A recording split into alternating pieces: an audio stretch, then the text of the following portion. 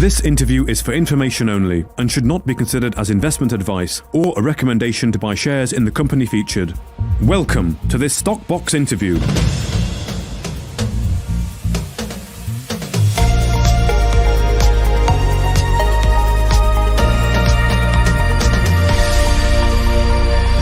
Joining us today is Paul Johnson, the CEO of Power Metal Resources. Following further drill assay results from their Tati gold project in Botswana, and some highlights from the RNS, that the assay results from the first 3 holes, which was an RNS announced last week, included a Bonanza intercept of 1 metre at 47.1 grams per tonne gold, and a further Bonanza grade announced today including 1 metre at 40 grams per tonne. So all the assay results are now back from the lab, Paul. Aside from these Bonanza grades, which we'll come on to in a moment, what's the general company read on these assay results from Tati? Yeah, okay. So, you have to go back to the drill program last year, Mark, where we found at one end of what is now an 8-kilometre system, we found 3 metres, 5 grams a tonne gold from 9 metres down hole, so near surface, high-grade gold. We also, up at the other end of the system, we found in soil sampling up to 26 grams a tonne from that soil sampling program gold. So in the north, I've got to get this right, in the northwest of this 8-kilometre system, we got high-grade gold and Bonanza really in the sampling there. Recently, we've been testing the Cherished Hope gold mine area, which is further in the southeast of this system. And that's in a new license area that we pegged after the initial drill program, where we thought, oh, this system is interesting. It runs all the way down into an area of unpegged ground. So we secured that the grant of that third license, and we've been drilling it with this program. Well, this program has demonstrated over a 175 metre strike. We've got repeated high-grade gold. We've got those 2 Bonanza results and 40 grams a tonne plus. And now we're left with over 7.5 kilometres of system that we want to test with further drilling. You know, if we have an 8-kilometre system and we're able to demonstrate gold throughout that system, that's going to be, I would say, highly valuable. And of course, we need to crack on and do that work. But at both ends of that 8-kilometre system, we have some pretty remarkable gold grades. Yeah, okay. And of course, you are testing, as you said, this 8-kilometre long gold in soil anomaly. And as you say, it is near the surface. I mean, from looking at the results, though, are you at the stage internally where you're discussing the potential of this project? Yeah, well, it's power metal, so everything we're looking at what the the potential value out is. In some cases, we're doing spin outs, we're doing disposals. We're also looking at advancing projects ourselves. I think it's quite clear that we'd like to advance Tati ourselves. Not saying there isn't interest in the work that we're doing at Tati from elsewhere, but there are certain projects that you do want to keep in house. This has been something that we've developed internally over the last year or so with quite an intensive work program. We've done what the typical exploration company would do over a number of years, over one, and the results have been pretty staggering, in fairness, so far. The value of 8-kilometre system that's, potentially heavily mineralized with gold at high grade near surface is wonderful. Most of the problems that you have in the exploration and development and mining industries are that the gold can be difficult to access. Well, this is very near surface. Mm-hmm. The holes in the program recently never went down below 55 meters. A lot of the high grade stuff is very near surface and accessible, and it makes it de-risked inherently. So very large, potentially, looks like it at the moment, very high grade in parts and high grade, quite widely dispersed across the system, near surface, capable of potentially quite straightforward extraction. We have a potential processing site, have to use the potential word, just down the road. So, of course, that de-risks. The other side to this is you might be able to get it out of the ground, but how much will it cost you to process? Well, I mean, we have a potentially great outcome there as well. So from every perspective, we are highly excited by what we're finding. But our job, Mark, is just to state the facts. And the facts are, from this drill program, 2 Bonanza results plus 40 grams a ton.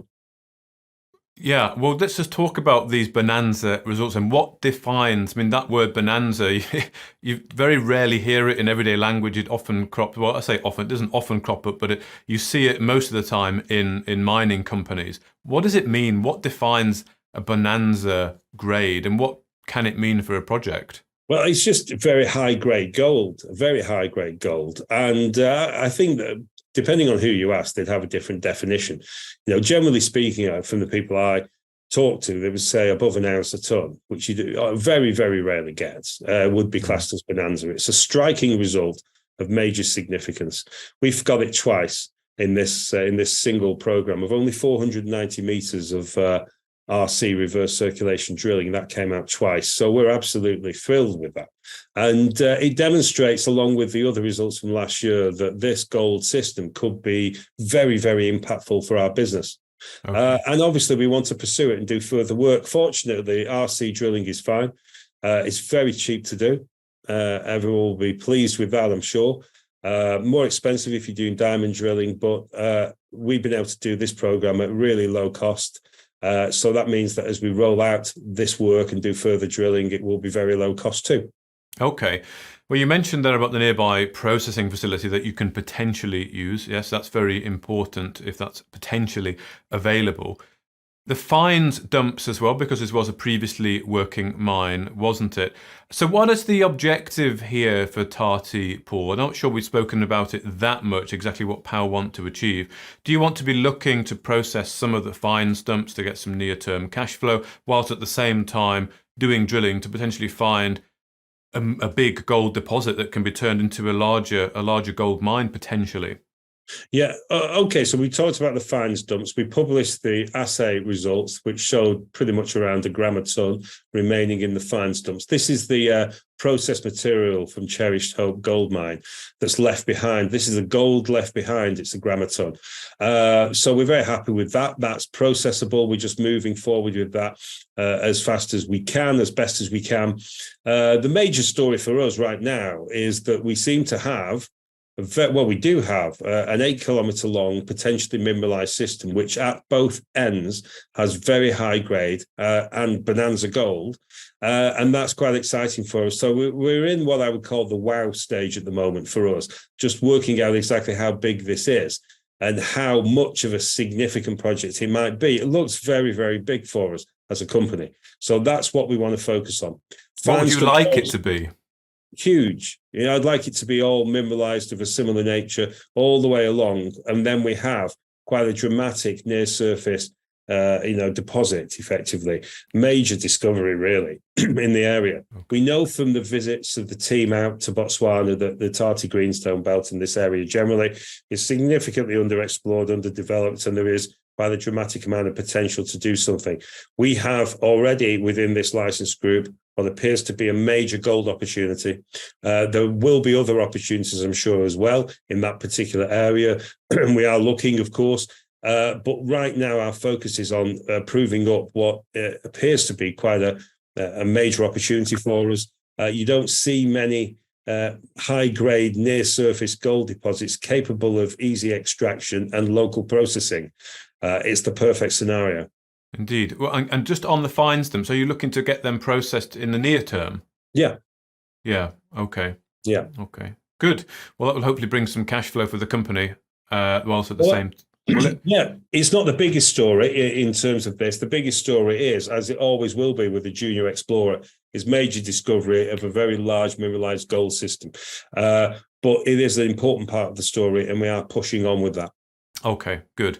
Well, let's just finish off by getting an update, if we can, on Molopo Farms. That is what the market is most anticipating, of course, the drilling ongoing there. You did report in recent announcement that at T16 there were some visible nickel sulfides. But first of all, before we talk about what the potential is here, how is the drill program going?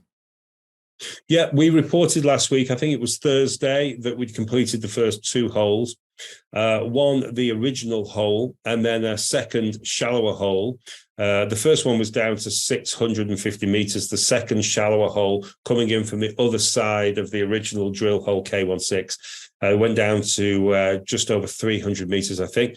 And that we were completing those the site-based work on those two holes, and then moving the drill rig over to target T114, where we'd be drilling shortly. So basically, T114, which is that superconductor that we announced recently, we'd identified from the geophysics work, is the next target. So yeah, it's all going great. It's very difficult in these phases to actually reveal too much information without appearing to be, shall we say, speculative and rampy, which we're not allowed to do. We're trying to be a serious company. We're conducting a 2,600 meter, well, that was the original planned meterage program. I suspect it's gone up a little bit since then. And we're cracking on with the job. It's a program that generally takes many months. We're trying to get out as much factual information as we can. We're not trying to spoof our share price, which is, I know, surprising for people, but, you know, Power is a big company with many projects around the world, and we're doing this in a disciplined fashion. We're very excited about Molopo. We're no less excited than when we started. I would say arguably we're more excited than when we started, and we're pushing on with the work. Okay, good to hear. So you've identified this new anomaly at T114. That's right, yeah, T114, which will be the next target for drilling. The current holes, then, were you going to do some downhole EM just to check that you actually did intercept the anomaly that you were targeting? Yeah, so we announced again last Thursday that downhole EM was being conducted in the first hole we drilled. And that's an important part of the process, as you're gathering information and making sure you don't miss anything because you haven't been prudent enough to do that extra work. We'll be doing that consistently around the program, just as we prepared very carefully with the ground geophysics, following up the airborne EM targeting. We'll be doing the same in the drill holes, extracting maximum value, and we're just pushing on. Okay, but ultimately, really, it's about waiting for assays. Is that right? At this stage, you've got to wait for those all-important assay results to come back. I think so. If you look at the major discoveries, look, we're in the game where everyone has to try and stimulate the market price, and I know as an investor over the last, well, God knows how long, 20, 30 years, that it's very easy to get excited when companies get on and start spoofing drill programs. It's not our intent to do that. We're just going about our work. We're partly doing that because the Molopo is one part of a much larger business with so many moving parts. We're also doing that because we have to behave appropriately. If we want to be, a big company on the markets, we can't be releasing speculative stuff. We have to be focused on the facts, and that's what we're doing. I've also found, because I've been involved in a discovery in Botswana myself with the T3 copper deposit a few years ago. I've seen the Nova nickel discovery in Western Australia, and these big moves in share price generally do occur once the companies release confirmatory assay results, not on much in the way of speculation beforehand. So ultimately, yes, it's about assay results. I mean, that's what is always going to count. The large firms looking at this project, as well as any other projects that we're involved in, will always want to see the final outcome, the assay results. And we're cracking on with that work, bringing that together. That's the most important thing. Okay. Well, just finally, you mentioned about share price and potentially massive moves. Dependent then solely on the assay results, do you think, or do you think that the general market conditions are having an effect? I mean, when you announce things like Bonanza grades from Tati and not much really happened, does anyone really care? I mean, what's your take on this?